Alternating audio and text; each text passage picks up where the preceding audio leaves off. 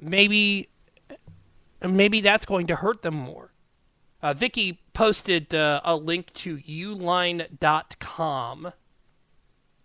which is, I'm guessing that has to do with, it's got paper bags, plastic bags, all that stuff.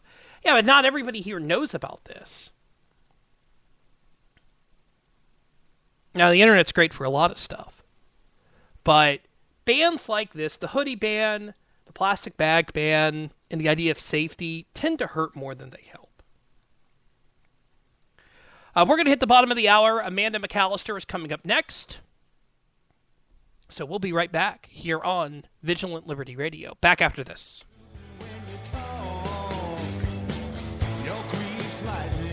A progressive woman once told me that if she was my wife, she'd poison my coffee.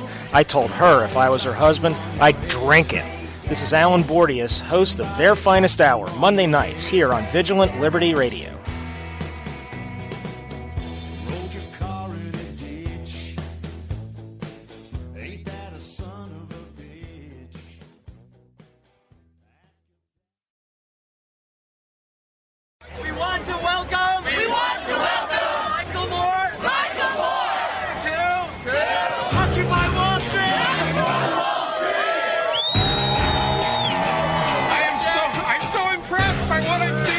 How much of people's income do you, Michael Moore, want the government to confiscate? Probably twice what we're paying right now. It's not envy, it's war. Where's the rage? Where's the uprising? Storm the doors of the New York Stock Exchange. It is a class war. If the wealthy paid their fair share. For a documentary filmmaker, I do really well. I'm very blessed. And the rich thought poverty was bad. I do well. They get rid of it. What pure? There's nothing pure about capitalism. And they know what's coming on Wall Street. We're seeing the end of capitalism. And I say good riddance. He is one of my favorite capitalists. Yeah, I want to give him a hug.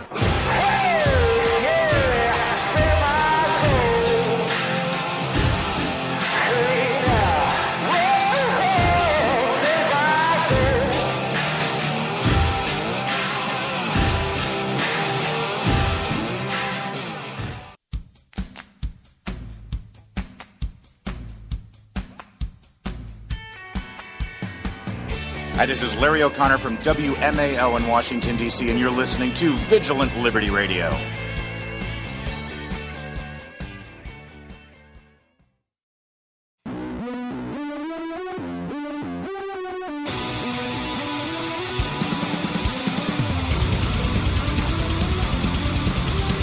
You're listening to Saturday Night Cigar Lounge with Taylor, right here on Vigilant Liberty Radio.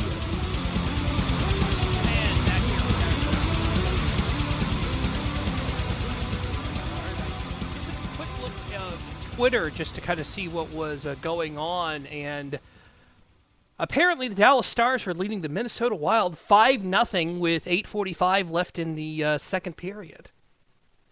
Goals by Eric Cole, Tyler Seguin, he scores all the time. Vern Fiddler has 2, and Colton Sevier has 1. So there we go. And apparently Jamie Benn is okay, so that's good. For those who were paying attention to what's going on in the football game that is going on, it is at the half, or about to be at the half. Baltimore is leading Pittsburgh 10-9. So, defensive game. Defensive game. And the other thing that's going on, Boston Randy, who very nicely sent me this in the chat room. Happening in Indianapolis, police are responding to reports of multiple fights and gunshots at Castleton Square Mall. Apparently what is going on, and we can actually thank Tony Katz for this. If you're not following him, it is at Tony Katz. He says that he was at the Hunger Games 620 showing. Nobody heard gunshots, but a man with a baby had gone outside of the theater, and then he came back and said, I don't know what's going on, but people are screaming and heading this way. So everyone got up and headed towards the exit. You could hear the screaming over the movie. It was an unbelievable sound of screaming. It was a very orderly procession out, and then you could see police cars everywhere streaming into the area. I saw no weapon. I heard no weapon, but if you heard the screaming very loud, it deafened the movie. So, I hope everybody is okay there, and that they figure out what is going on. Now, so, that being said, very happy to bring into somebody who is a much happier football fan than I think the Steelers are right now. That would be Amanda, she of The Edge of Anarchy, which debuts Monday at 9 p.m. Eastern here on Vigilant Liberty Radio. Amanda, how's it going? Hi! O-H! O-H-I-O. Thank you, yay, yes. I'm so thrilled. Like I said, if you want to... come and to the championship game in Dallas. I know a place where you can stay. I know a couple places you can stay. I'd totally take you up on that if I could, but I do have to work, so... Darn that work. It should be a holiday. It should be a state holiday. I figured it was. I mean, they're changing Oregon, Ohio to something else. Right. So what should we expect from The Edge of Anarchy? That's my first question. All right, for the first few episodes, me gloating about the Buckeyes. That's all it's going to be, a straight hour of me gloating about the Buckeyes. No, it'll be very libertarian, very anarcho-capitalist. I call myself a part-time anarcho-Christian, so I'll get into that a little bit. A lot of ranting, a lot of joking, fun, philosophy. With me, it's funny because there's no in-between. You either get me joking around and being really silly and this and that, or I'm really serious and I'm going to say, okay, this is this reason because of A, B, and C, and I try to make logical arguments.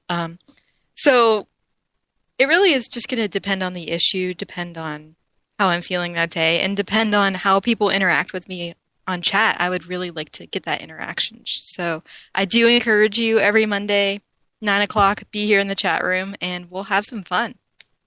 And Alan is at least going to be doing your first couple of shows, right? Right.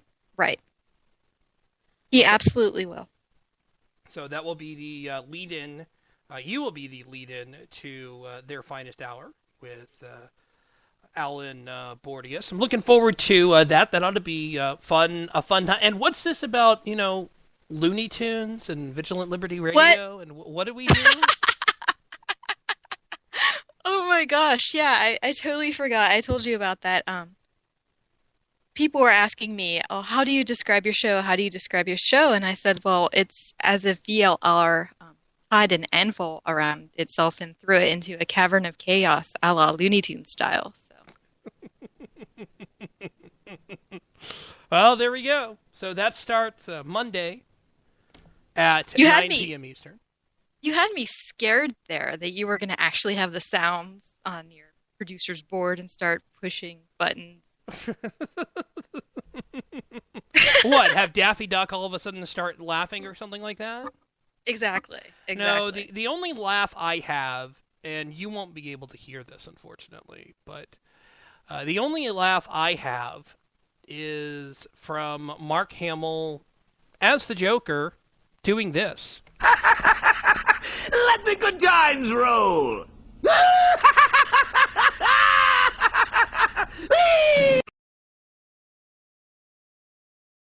Okay. So that's the only laugh that I have. Okay. Is Mark Hamill as the Joker, saying "Let the Okay. good times roll" and then cackling like, only he can. Best Joker voice. I'll have to ask the Google machine to let me hear that later. Okay. So, that being said, it's funny, I was talking to you before the show, and you were like, oh, we got to talk about this hoodie thing. Right, yeah. So let's talk about this hoodie thing. The hoodie thing? What? I'm furious. I can't believe this. I mean, actually, I can. And I'm actually not a big fan of hoodies. I have a couple, but I'm not big fans of them. I got one Green Lantern one that has a little stupid Green Lantern mask on the top. It's nice, but not my thing. I have a Dallas Stars one that my sister's got me, but of course they changed the logo, and you got to go back to the new logo instead of the old logo. I'm not a big fan of hoodies. But that being said, if somebody wants to wear a hoodie, they ought to be able to. Yeah. I don't get it. I absolutely, positively do not get it. What are college students going to do at football games? You know they're all drinking underage. You know they're breaking the law even as it is. Or they have an intent to break the law later on the night. So they all want to wear hoodies. I mean, something even as stupid as that. What, you can't wear one to a football game? Show your team spirit? Wear one walking down the street? I just don't get it. I seriously just don't get it. Are they going to ban hijabs too? Can't be Muslim now in the state? That's only in France. That's only in France. Okay, so Oklahoma hasn't gone that far yet, right? Right. Oh, gosh. Jeez. People couldn't wear those old school nun outfits either. Oh, that's a good point. So, I'm sure they'll try to come up with an exemption there. Right, a religious exemption. For the hoodie ban. Let's just try not banning stuff. Actually, can we unban a lot of the things that have been banned? Just try that. Because the more stuff we ban, the more things that either don't change or get worse, you know. Let's ban guns. Oh, that'll totally take care of the violent crime rate. Yeah, that's worked real well. Okay, so we can't ban guns, and we statistically have been proven wrong on that. Let's try hoodies now. It'll solve lesser crime, right? Jeez, stop. I mean, the stupid, it hurts. Am I in this constant Saturday Night Live skit? Yeah, constant Saturday Night Live. Steve Long in the chat room just pointed out, keep in mind that the ban includes masks as well. I mean, how many people do we know? Okay, so basically it means that on Halloween, the state's going to collect buku bucks on Halloween.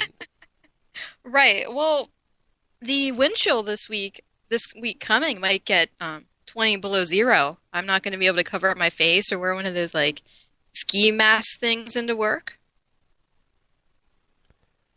I'm sorry, my kid. I'm sorry, little Johnny. You can't walk to school today with your freaking scarf because you can't cover your face because the government says you might be bad.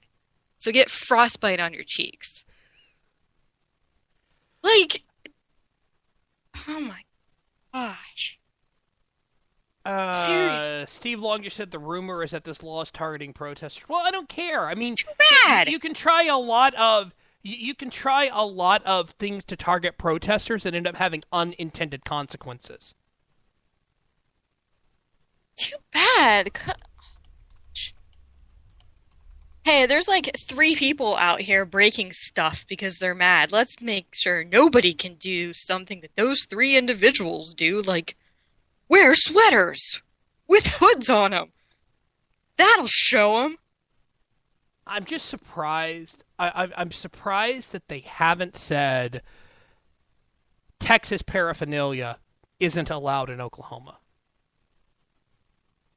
White signs with black magic marker are gone. It's now in the zoning code. It's too much of a distraction. So you can't use them, protesters. Sorry. And again, it's the unintended consequences of this. Oh my gosh. Stupid. Seriously, government, stop. See, this is where I go off the edge of anarchy into just like a black hole of complete screw off government anarchy. And this is the government on anarchy. Let's just be realistic about that too.